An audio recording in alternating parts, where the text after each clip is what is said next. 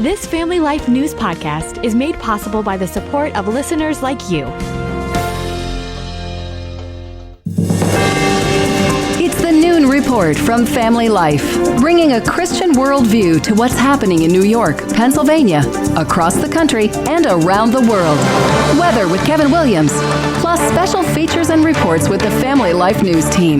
Now, here's what's happening.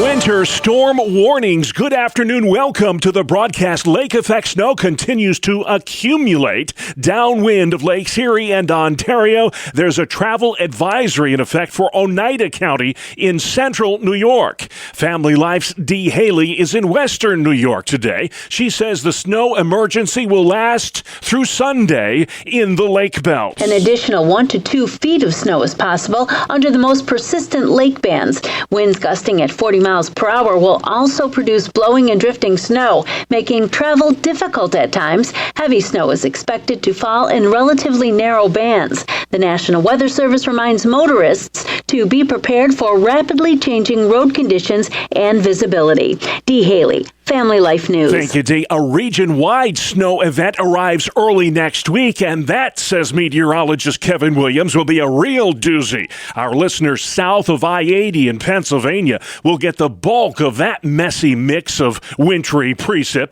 AAA says 500,000 crashes and 2,000 deaths happen every year because of bad weather. The 119th Congress gavelled into session at noon today, and the first order of business will be to select a House Speaker. Reporter Garrett Hayes. Before the House can do any other work, they must elect a Speaker.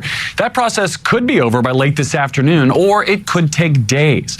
With the House Republican majority so small, any 2 members can block the current Speaker or anyone else from claiming the job. The current Speaker is Louisiana's Mike Johnson, and he has the support of President-elect Trump. But he doesn't have the support of Kentucky Congressman Thomas Massie, who has already said publicly he will not vote for Johnson's speakership. You can pull all my fingernails out. You can shove bamboo up in them. You can start cutting off my fingers. I am not voting for Mike Johnson. And you can take that to the bank. With Massie's no vote, Speaker Johnson can only afford to lose one more Republican if he's going to maintain the gavel. We should mention Republicans this year control both the House and the Senate for the first time since 2019. Bourbon Street is back in business after the New Year's Day truck attack in New Orleans. We're not going to be scared or terrorized. New Orleans is going to keep going like we always do. Correspondent Katie Weiss has more from the famed French Quarter. Bourbon Street is known for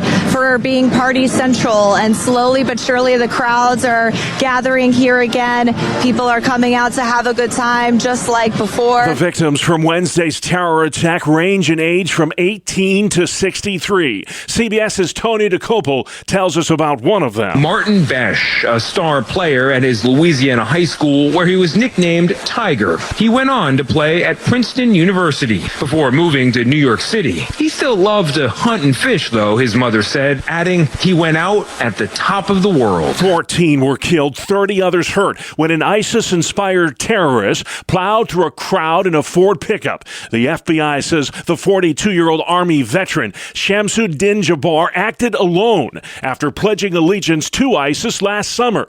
Brent Sadler's a military analyst at the Heritage Foundation. This individual certainly have had some troubling past few years, financial and family problems, and perhaps even gotten into the wrong crowd. So I think there needs to be more look at the mosques that he was going to, who was he associating with in the last year. Jabbar posted a final online video proclaiming support for the Islamic State just minutes before going on his murder spree. President Biden will visit New Orleans on Monday. There are more questions than answers when it comes to that Tesla truck bombing in Las Vegas this week. A highly decorated soldier shot himself inside a Cybertruck before it blew up on New Year's Day outside the Trump International Hotel.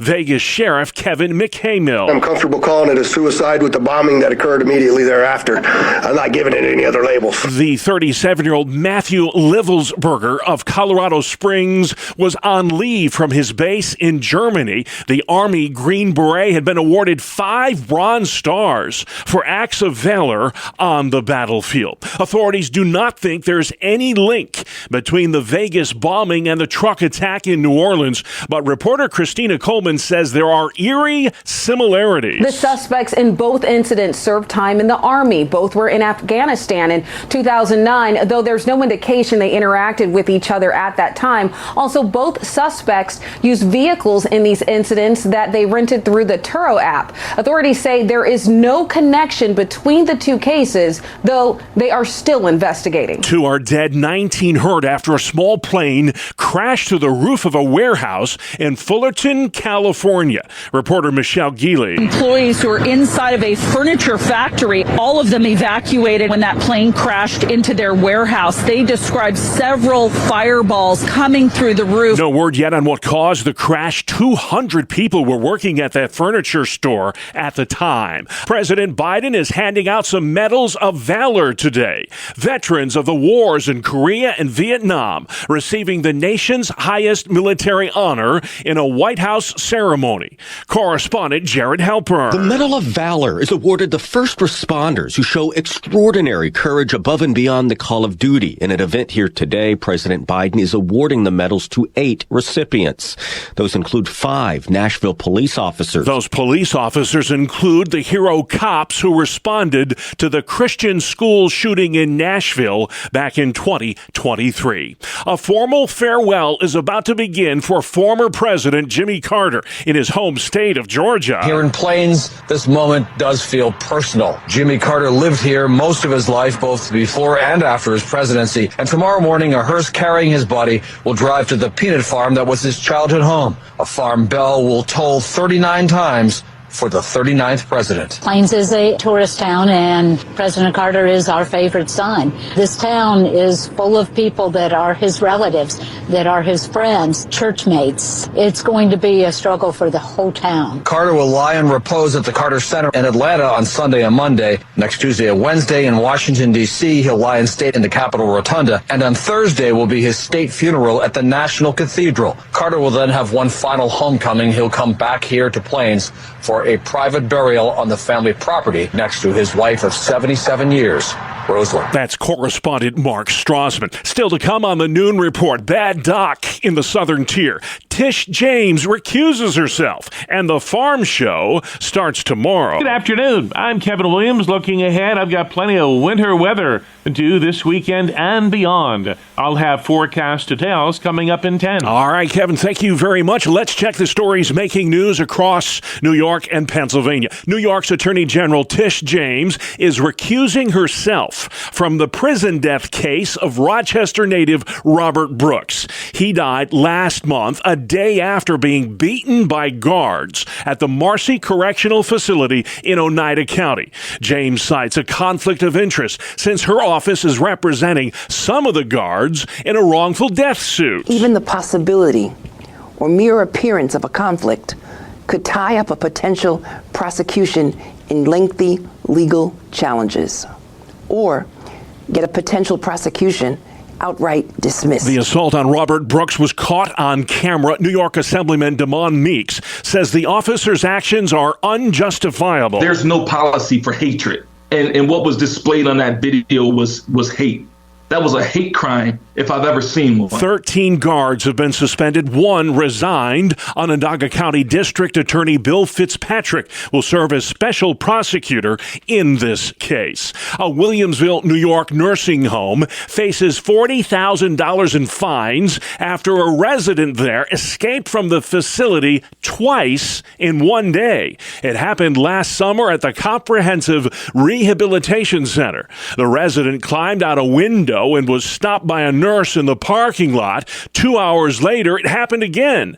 But this time, that resident made it onto a bus and later got into a car. Hundreds of Pennsylvania National Guard troops will help provide security for President-elect Trump's inauguration January 20th. Guardsman David Boyle says security is extra tight because of 2 recent assassination attempts. We're very aware, We're very aware. The prior attempts at the incoming president, very aware. We're always in a ready posture, in a ready state. Sergeant Anthony Varner says for members of the National Guard, soldiering is their second career. You got construction workers, corrections officers, school teachers, the works, and then when we get that phone call, we just kind of turn that on rather quickly, kind of change mentality from that civilian lifestyle and just turn it on to being a professional soldier. More than 750 Pennsylvania National Guard troops will be in Washington for the inauguration. Southern Tier dental patients got a jaw-dropping text yesterday. Elmira-based Southern Tier Orthodontics notified patients that they declared bankruptcy and are closed. That text cited personal and financial reasons for the sudden closure. Dr. Jason Horn says the bankruptcy means he will not reimburse patients who've paid in advance for treatment they did not receive. It's very unfortunate. It's very sad. And it's very tough for people in this community. Tasha Tabor tells WENY-TV that her daughter had been a patient of Dr. Horn's for over a year, and she's now facing thousands in dental bills. The unfortunate reality, and it's really hard to stomach, is that in a situation like this, the options are unfortunately very limited. Attorney Christina Sonsire advising those who are impacted by this scandal to file a complaint form with the Consumer Fraud Division of the New York State Attorney General's office. With the coming cold, home heating experts are offering some advice on how you can keep from breaking the bank on heating bills. Dan McCunney runs a plumbing and heating business in Lancaster County, PA. Seal up your house as much as possible so that you're not wasting energy and wasting heat in the wintertime. On cold days, that's really going to make a difference. Seal the house, he says, windows and doors.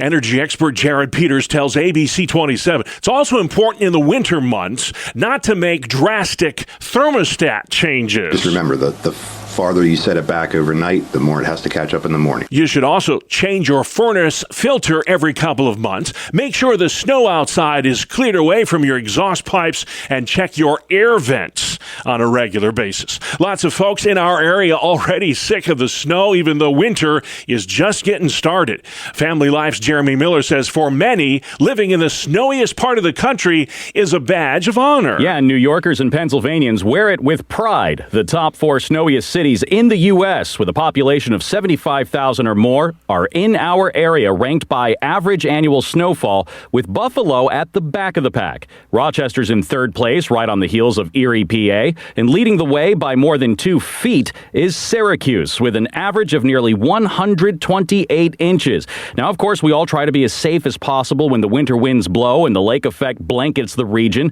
but there are also bragging rights on the line. In New York, the Golden Snowball Award is given to the city with the most snow for the season between Albany, Buffalo, Binghamton, Rochester, and Syracuse, with Binghamton bringing home the trophy last year. Some Buffalonians call foul, though, because official snowfall totals are measured at airports. They say if you put that yardstick in the South towns, there is no contest. Jeremy Miller, Family Life News. All right, Jeremy, thank you. It's almost time for the Pennsylvania Farm Show, the largest indoor agricultural expo anywhere in America. The 109th Farm Show kicks off tomorrow in Harrisburg. This year's theme is Powering Pennsylvania. Exhibits will showcase how the Commonwealth is a national leader in all things agriculture. The fair runs through next Saturday. You're listening to the Noon Report for a Friday on Family Life. Let's check sports next. The Final Four all set in college football's postseason. The Fighting Irish of Notre Dame upset second-seeded Georgia last night at the Sugar Bowl in New Orleans. 23-10 your score. Quarterback Riley Leonard ran for 80 yards and tossed a TD in the victory. With the win, Notre Dame moves on to face the Penn State Nittany Lions next Thursday night in the Orange Bowl. What a game that will be. The winner of that contest takes on the winner of the other national semifinal, which pits Texas against Ohio State. Those two teams play next Friday in the Cotton Bowl in Dallas. The NFL regular season comes to an end this Sunday. The Bills will play the Pats in New England. Josh Allen will start, though he's not expected to play much, as Buffalo's already secured the number 2 seed in the playoffs. Pittsburgh hosts the Bengals. The Steelers can still win the AFC North if Baltimore loses to Cleveland. The Bengals will need a win and losses by both the Broncos and the Dolphins to get into the postseason. The Dolphins are traveling to New York Sunday to take on the Jets in what could be Aaron Rodgers' last game in the NFL. In the NFC, the Tampa Bay Buccaneers play the Saints for a shot at the NFC South crown. The Eagles are the number 2 seed, and they'll take on the Giants at home Sunday. Week 18 of the NFL will be capped off with the Vikings hosting the Lions in a battle for the top spot in the NFC. The NFL Pro Bowl rosters are out, and the Baltimore Ravens have the most selections this year with 9, followed by Detroit at 7 and Philadelphia with 6. Buffalo has 2, Deion Dawkins and quarterback Josh Allen. The Pro Bowl happens February 2nd in Orlando. Finally, from the NHL, the Buffalo Sabres lose a heartbreaker last night to Colorado in overtime. 6-5 your final. The Rangers skate past the Bruins. The Islanders fall to the Maple Leafs. Philadelphia loses to Vegas. At the Family Life Sports Desk, I'm Bob Price. And still to come on the Noon Report, Vegas blast investigation. Back on Bourbon Street. And welcome back, Congress. Welcome to Breakpoint, a daily look at an ever-changing culture through the lens of unchanging truth. For the Colson Center, I'm John Stonestreet. Just a few days after the election, a CNN panelist, Jermichael Singleton, caused a minor stir on set by referring to boys as boys. Noting how Trump had tapped into this big concern for parents during the election, Singleton said this, quote, "I think there are a lot of families out there who don't believe boys should play a girl's sport." Well, immediately, a co-panelist who was also sitting at the table attempted to silence the point that Singleton was making, snapping back, quote, "They're not boys. I'm not going to listen to transphobia at this table," end quote. Well, what happened next was, for a mainstream media outlet, quite remarkable. Host Abby Phillip interrupted the interrupter and then asked Singleton to continue the point he was trying to make. Clearly, the one who had attempted to silence Singleton was under the impression that just an accusation of bigotry and of hurt feelings was all it would take to shut down his opponent. However, the rules have changed, and he had to sit there and listen. It's just unlikely that this same exchange would have unfolded in the same way a year earlier, but people seem to be losing their fear of speaking out against the trans revolution. After all, during June last year, Pride Month certainly seemed toned down, and not because business owners somehow had a moral conversion. Instead, they looked at their bottom lines and the social media posts from their customers. Of course, those posts were now visible because Elon Musk bought Twitter, changing it from a platform where users were often canceled to one where, for good or ill, people could say what they wanted. And perhaps the most important part of this story is that reality simply doesn't change for ideology or its passionate champions. No, when it comes to this issue, things began to change when the reality of transgender procedures like hormones, amputations, and chemical castrations became more widely known, and when enough daughters lost scholarships, awards, and privacy.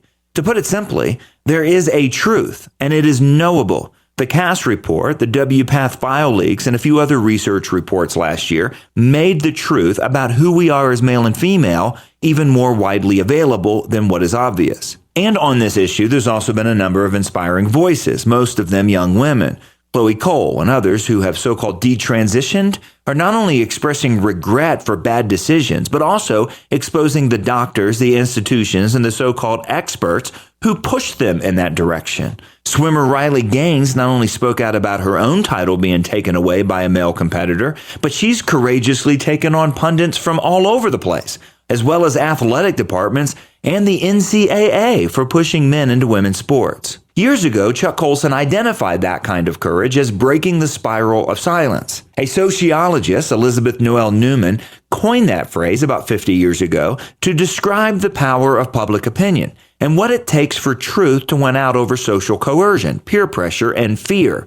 The math here is simple. When people are silent about an injustice or a falsehood, even if they personally disagree, then more people will be silent. The spiral of silence is a powerful tool for dominant entities to maintain their power, but it's also somewhat fragile. When one person is willing to take the chance and to break the spiral of silence and speak out, well, then more people speak out. It's like a social domino effect. We can end the spiral of silence. It happens when we speak the truth. If we don't speak the truth, others will. But let's not miss that opportunity. For the Colson Center, I'm John Stonestreet with Breakpoint. All right, John, thank you very much. Let's take it outside. Kevin Williams. Here is your family life weather forecast for this afternoon. Plenty of clouds, flurries, some locally heavy lake snow southeast of Lake Erie and Lake Ontario. High temps near 30. Tonight, tomorrow, Sunday, colder, blustery, partly cloudy with flurries, heavy lake snow southeast of the lakes, especially through central New York with difficult travel expected there at times. Low temps near 20, weekend high temps 20s to near 30. All right, Kim, thank you very much. This is the Noon Report on Family Life. I'm your host, Bob Price. Great to have you with us today. Lots going on Friday, the 3rd of January, 2025. The 119th Congress begins today with Republicans in control of the House and the Senate for the first time since 2019. Correspondent Scott McFarland. A new Congress, and the first order of business is electing a House Speaker. Mike Johnson of Louisiana wants to keep the job, but he has a very small majority and an even smaller margin for error. He can lose just one Republican vote on the floor and still win the speakership. GOP strategist Mick Mulvaney says Speaker Johnson is the best choice to lead the Republicans in 2025. And I understand the frustrations that the other fiscal conservatives have. There's no question about that.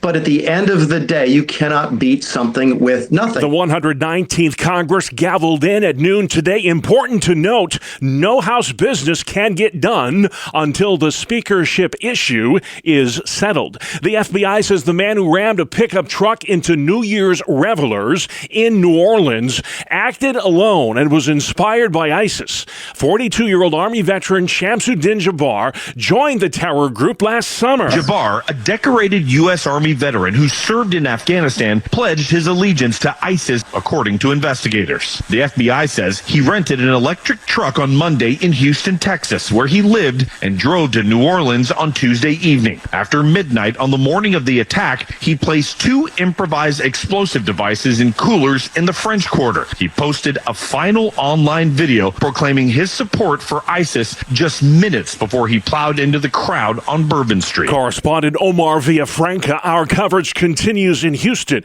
and reporter Tom Yamas. The FBI recovered a significant amount of bomb-making materials and chemicals in a trailer at the Texas home of the suspect. Authorities also releasing images they say show Jabbar placing homemade explosive devices on Bourbon Street.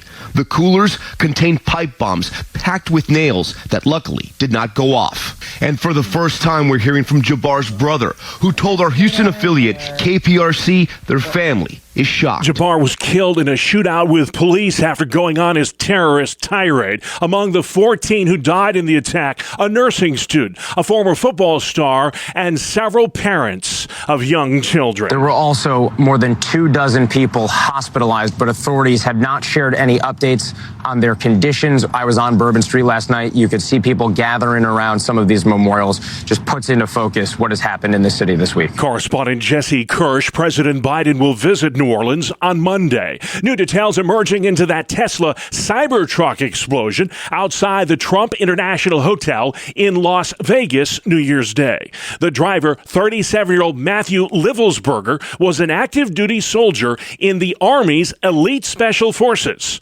Reporter Morgan Chesky. The sheriff says the driver died from a self-inflicted gunshot wound to the head before the explosion, leaving more questions than answers. He might not have been looking to create casualties celebrities, but to deliver a message and a symbolic event. Inside the truck, investigators found fuel canisters and fireworks mortars, plus 2 semi-automatic handguns they say Livelsberger bought legally on Monday. Officials say he was on active duty and served as a Green Beret, assigned to Army Special Operations Command. Livelsberger was the recipient of 5 Bronze Stars for acts of heroism on the battlefield. As for motive, authorities have no clue. What was his frustration that motivated him to go from being an honorably serving Special Forces sergeant to carrying out an act of political violence? The FBI is confident the truck attacks in Vegas and New Orleans are in no way connected, even though both vehicles were rented through the same app and both Livelsberger and Jabbar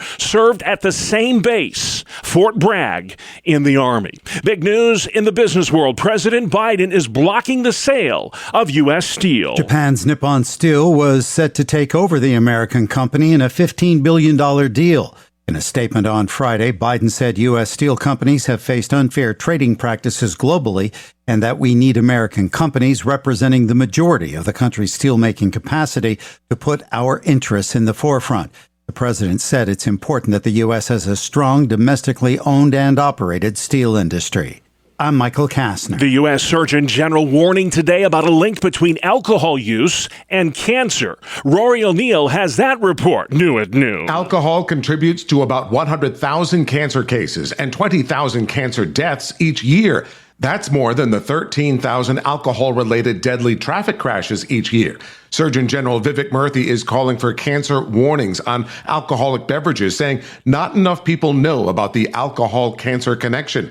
Mouth, throat, breast, liver, and colon are some of the cancers more frequent among drinkers. I'm Rory O'Neill. All right, thank you, Rory. Next at noon, a conversation with a college professor. Charlie Cotherman teaches at Grove City College in Grove City, Pennsylvania. He's also a pastor, and he's talking to Family Life's Greg Gillespie about some of the challenges facing small rural churches in 2025.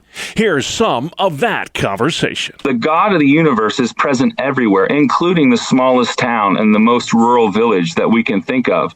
And so if God is present there, there is hope wherever that is. And so I think it's getting people to reimagine what's possible, what the God of the universe might be doing in their midst, and then just joining him in that. Are successes and contentment and faithfulness, are they defined differently if you are in a smaller community than if you were in a bigger downtown church or in a suburb of some big metro area? A great question, and one we need to wrestle with, or else we're going to set ourselves up for failure. So one of the things we have to face being kind of, 21st century Americans is that people judge success by big. Bigger is better. The reality is that's not how God judges success. And so one of the things I think rural churches need to do is to remember that the categories of success the world gives us are not necessarily stemming from God. And so where those aren't aligned with the kingdom, we need to be very careful. We are in a place where there is a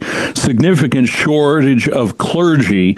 It is particularly a challenge for small and mid-sized churches because there are just not pastors to go around. But does that also give opportunities to re-envision what the local church membership can do in shaping a church? A pastor comes in maybe for a year or two, it might be 3, 5, 7, but the people are the ones who stay. And that really is a strength of the small churches, that the larger programmatic kind of churches are really staff-centered and clergy-centered. Talk with us about what you see, how that is a benefit to have the people of the church leading and creating the vision for the church. What's going to happen then is your church is going to be contextualized to your community if it's folks from the community who are shaping the vision over years. And I think that's an important thing. If God wanted one big macro kind of corporate church, that's what he would have given us, but he didn't. He gave us relationship first with him and then with others. And so it was always contextualized. And so that's the thing that local congregations and folks that have been community members over the long haul bring to small churches, is the sense of this is the church for this community. And God might call us to do things in a certain way for this specific community. So I think that's a beautiful thing. What have we not talked about as far as what you're discovering in the churches you work with through the Rural Ministry Center? What's the untold story there? One of the things that we didn't touch on yet is loneliness. I think loneliness is something that obviously the entire country is dealing with now, that clergy deal with in a special way because of what they have to carry. And then if you are far from other members of the clergy or in other members of your denomination, for instance, the closest pastor in the denomination I serve in is over 2 hours away from where I live in rural northwestern PA. Loneliness is something that you have to be intentional about working against because it will creep in. And so that's one of the reasons why we are doing things with pastor affinity groups, where we're connecting pastors from, southwestern New York, western PA, eastern Ohio, northern West Virginia into these kind of regional affinity groups where they can connect every month or every other month with folks who are doing some of the same things and, share stories and learn from each other, because loneliness is a thing that is very real in the rural church. There may be some listeners who are inspired and want to find out more about your Center for Rural Ministry, the research and the projects you've been working on, might want to get connected. Can you give us some information on how people can find out more or get plugged in to what you're doing? So one of the best ways is to go to our website, www.ruralministry.org. You can find all kinds of things there from our affinity groups. You can apply if you're a pastor or even a lay leader. We're going to launch an affinity group for lay leaders who want to help their churches think through special needs ministry in early 2025. And we're excited about that. We're on social. We're on YouTube. You can find videos. So there's a lot out there about what we're doing. We have a blog, so on our resource tab, and that'll put you in touch with us. We'd love to hear from you. That is Charlie Kotherman, a pastor and professor at Grove City College and director of the Center for Rural Ministry in Pennsylvania. Good afternoon. Here is your Family Life regional weather forecast. Our focus heading into the weekend will be on lake effect homegrown snow that'll produce heavy accumulations and difficult travel southeast of Lake Erie and especially southeast of Lake Ontario. Then as we head into early next week, a system from the heartland will bring a region-wide snow from parts of Pennsylvania and New Jersey south. The area south of I-80 most prone to some locally heavy accumulations. Our call for this afternoon, plenty of clouds, flurries, some locally heavy lake snow southeast of Lake Erie and Lake Ontario. High temps near 30. Tonight, tomorrow, Sunday, colder, blustery, partly cloudy with flurries, heavy lake snow southeast of the lakes, especially through central New York with difficult travel expected there at times. Low temps near 20, weekend high temps 20s to near 30. All right, great work at the Weather Center, Kevin. Finally, noon, it's National Drinking Straw Day, in case you didn't know. The drinking straw, folks, has undergone a lot of changes over the years. Correspondent Bree Tennis says this invention dates back to around 3000 BC. Back then, they were actually made from straw. The ones we know and love today came about in 1888 with a patent for the paper straw. And then the 60s, plastic. But the Plastic Pollution Coalition says every single plastic straw ever made is still on the earth because they don't break down and they often end up in the ocean where they're a hazard to marine life. So today, grab a straw, a paper one, and maybe blow some bubbles in your beverage because it is National Drinking Straw Day. I'm Bree Tennis. Yes, it is. Thank you, Bree. And just like that, we are out of time. That's our world. The world we live in. Friday, January 3rd. I'm Bob Price. Family Life News. You've been listening to the Noon Report, heard weekdays on Family Life. Thank you for listening.